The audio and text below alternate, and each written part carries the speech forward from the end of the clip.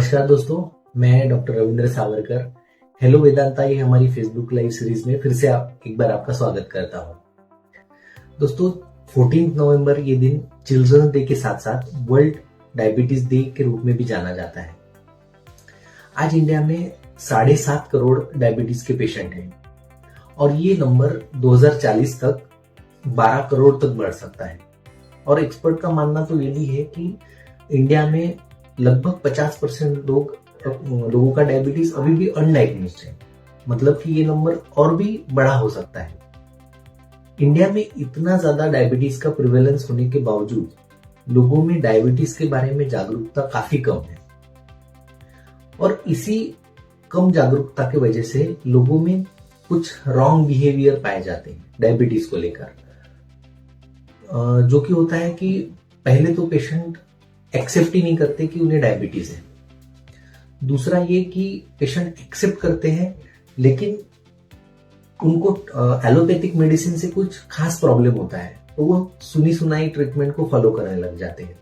और तीसरा ये कि कुछ पेशेंट एक्सेप्ट भी करते हैं, एलोपैथिक मेडिसिन को शुरू भी करते हैं, बट एक बार शुरू करने के बाद कंटिन्यू वही ट्रीटमेंट लेते रहते हैं, कभी डॉक्टर का रेगुलर फॉलोअप नहीं रखते।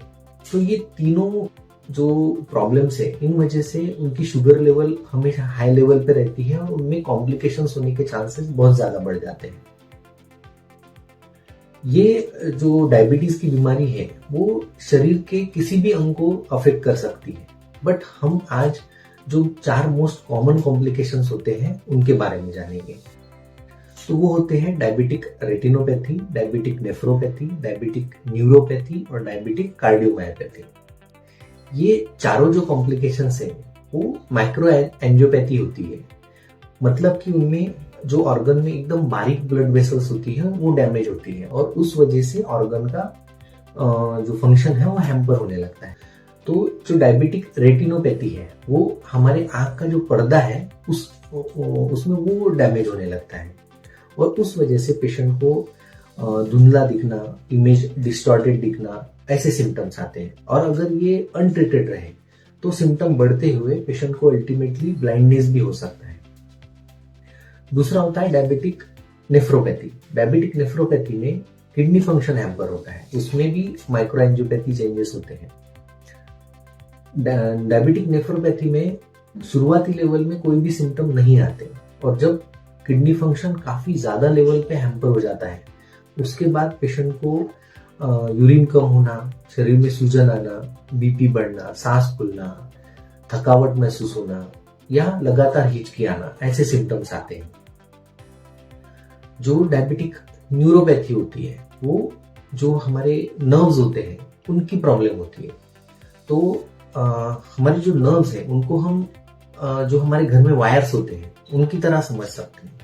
जो वायर्स में एक प्लास्टिक की इंसुलेशन कोटिंग होती है उसी तरह की इंसुलेशन कोटिंग हमारी नर्व्स पे भी होती है और डायबिटीज के माइक्रो एंजियोपैथी की वजह से वो जो इंसुलेशन की कोटिंग है वो नर्व्स की डैमेज होने लगती है। उस वजह से ब्रेन से सिग्नल जाना या आना में प्रॉब्लम होने लगते हैं और उसी वजह से पेशेंट को हाथों पैरों में झुंझुनाहट होना, सुनपना लगना, दर्द का एहसास ना होना, चलते वक्त बैलेंस जाना या फिर चलते वक्त पैरों से चप्पल छूट जाना, ऐसे प्रॉब्लम होने लगते हैं। कुछ लोग बोलते हैं कि दर्द का एहसास कम होता है वो तो अच्छी बात है, लेकिन दर्द का एहसास हमें इंजुरी से बचाता है, इंजुरी होने से बचाता है। और ये न्यूरोपैथी की वजह से जब पेशेंट को दर्द नहीं होता तो उनके पैरों में, हाथों में कहीं इंजुरी होने लगती है जो उन्हें पता भी नहीं चलती। और जैसे कि आपको पता है कि एक बार इंजुरी हो गई तो वो जख्म हील होना डायबिटीज पेशेंट में बहुत मुश्किल जाता है और उसका कब गैंग्रीन हो जाए और कब पैरों में डायबिटिक फुट हो जाए इसकी कोई गारंटी नहीं होती। तो इसलिए ये कॉम्प्लिकेशन भी बहुत ज्यादा प्रॉब्लमेटिक होता है। उसके बाद आता है डायबिटिक कार्डियोमायोपैथी। तो अगर पेशेंट का एंजियोग्राफी नॉर्मल है, मतलब कि बड़े नसों में कहीं पे भी कोई ब्लॉकेज नहीं है, उसके बावजूद हार्ट का फंक्शन कम होते जा रहा है, तो उसको हम डायबिटिक कार्डियोमायोपैथी बोलते हैं। इसमें भी माइक्रो एंजियोपैथी चेंजेस तो होते ही हैं, उसके साथ साथ जो डायबिटीज में मेटाबॉलिक चेंजेस है उस वजह से हार्ट का फंक्शन कम होने लगता है। उस वजह से पेशेंट को सांस फूलना, पैरों पे सूजन आना, थकावट महसूस होना, ऐसे प्रॉब्लम होने लगते हैं। अभी ये जो भी चारों कॉम्प्लिकेशंस है, इनसे बचने का एक ही तरीका होता है, वो होता है डायबिटीज का प्रॉपर कंट्रोल। तो उसके लिए डायबिटीज की दवा प्रॉपरली लेना, डायबिटिक डाइट को फॉलो करना, रेगुलर एक्सरसाइज करना और अपने डॉक्टर से रेगुलर फॉलोअप रखना, ये 4 चीजें आपको करनी ही है। तो आप ये डायबिटीज की कॉम्प्लिकेशन होने से बच सकते हैं। और इसके साथ साथ जो डायबिटीज के साथ कुछ कोमॉर्बिडिटीज होती है, जैसे कि बीपी, फिर डिस्लिपिडीमिया, ये जो बीमारियां होती है ये डायबिटीज के कॉम्प्लिकेशन को मतलब उनकी डेवलपमेंट को फास्ट करती है। जो कॉम्प्लिकेशन जो 5 साल में होने वाले थे, वो अगर ये जो कोमॉर्बिडिटीज है ये भी अच्छे से ट्रीट ना हो तो कॉम्प्लिकेशन 3 साल में हो जाएंगे। ये आपको मैं एग्जाम्पल के तौर पे बता रहा हूँ। तो हमें डायबिटीज के साथ साथ उसके साथ जो प्रॉब्लम्स होते हैं, जैसे कि बीपी और कोलेस्ट्रॉल, इनको भी अच्छे से ट्रीट करना बहुत जरूरी होता है। उसके साथ जो डायबिटिक रेटिनोपैथी होती है, उसमें जो फंडस मतलब रेटिना की जांच, जिसको हम फंडस एग्जामिनेशन बोलते हैं, ये एक ऑफ्थेल्मोलॉजिस्ट से रेगुलरली करवाना जरूरी होता है।